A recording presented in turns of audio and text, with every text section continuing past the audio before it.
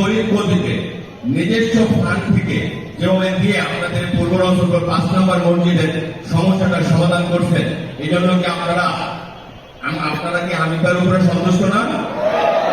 ঠিক তত এই ভদ্রলোক হয়তো ওনার থেকে 7 আসনে অনেক ধনী লোক বসবাস করে, হামিদ ভাইকে 10 বার কিনবে 10 বার বিক্রি করবে, এরকম টাকাওয়ালা লোক এই 7 আসনে আছে।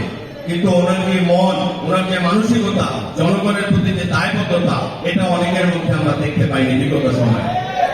সম্মানিত উপস্থিতি, আপনারা যদি হামিদ ভাইকে বা আমাদের ঢাকা 7 আসনে বিএনপির মনোনীত ধানের শীষের প্রার্থীর প্রতি আপনাদের আর কোনো আবেদন থাকে, তাহলে আপনারা বলতে পারেন। প্লিজ হাত করবেন, আমাদের মাইক্রোফোন তার কাছে চলে যাবে।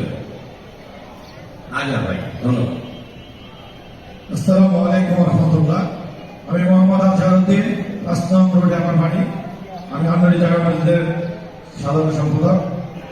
তো যে কথাটা আমি বলতে চাইছিলাম, সে কথাটা আমার ভাই গোলাম হোসেন শামীম সাহেব বলে দিয়েছেন।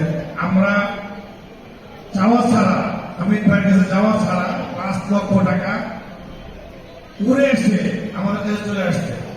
আল্লাহ ঘরের জন্য হামিদ ভাই শুনে, শামীমের কাছে শুনে বিষয়টা আমাদেরকে দিয়েছেন। এই জন্য আমাদের এলাকার পক্ষ থেকে হামিদ ভাইকে অসংখ্য ধন্যবাদ। আল্লাহ তাআলার দরবারে শুকরিয়া জানাই যে আল্লাহ তাআলা ঘরের জন্য হামিদ ভাই ব্যবস্থা করেছেন। দীর্ঘদিন যাবত আমরা একটা জায়গা কিনে ঝুলন্ত অবস্থায় ছিলাম।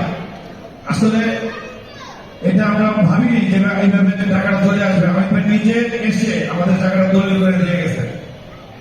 আমরা হামিদ ভাইয়ের জন্য সকল মানুষের কাছে দোয়া চাই যে হামিদ ভাই আমাদের এই ঢাকার সাথে জনপ্রতিনিধি হিসেবে সংসদে জায়গা করে নিতে পারেন। আমরা তার জন্য দোয়া কামনা করি এবং দেশনেত্রী খালেদার জন্য সবার কাছে দোয়া চাই। আল্লাহ যেন তাকে জান্নাতের উচ্চ মাকাম দান করে। সেই দেশের জন্য অনেক কিছু ত্যাগ স্বীকার করে গেছেন। মৃত্যুর পরে মানুষের কিছু থাকে না, মানুষ শুধু দোয়ার জন্য অপেক্ষায় থাকে। এই জন্য আমরা সবাই